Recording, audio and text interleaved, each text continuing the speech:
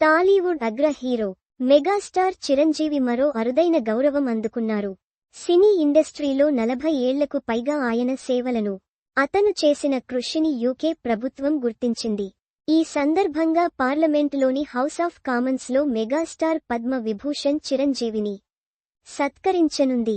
ప్రజాసేవల్లో ఎంతో ప్రతిభ కనబరిచినందుకు ఆయనకు మార్చి 19న జీవిత సాఫల్య పురస్కారాన్ని యూకే గవర్నమెంట్ ప్రదానం చేయనుంది.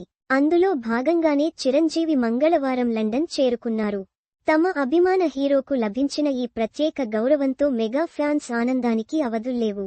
అయితే లండన్కు చేరుకున్న తమ హీరో మెగాస్టార్ చిరంజీవికి ఘన స్వాగతం పలికేందుకు మంగళవారం తెల్లవారుజామున లండన్ హీత్రూ ఎయిర్పోర్టుకు వందలాది మంది మెగా ఫ్యాన్స్ వెళ్లారు.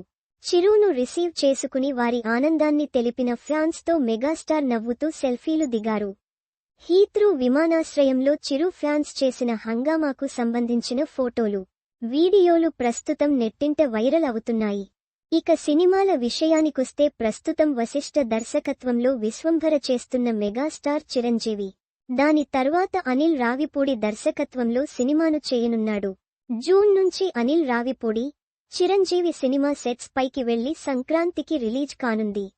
అనిల్ తర్వాత దసరా ఫేమ్ శ్రీకాంత్ ఓదెల దర్శకత్వంలో చిరు సినిమా చేయనున్నాడు.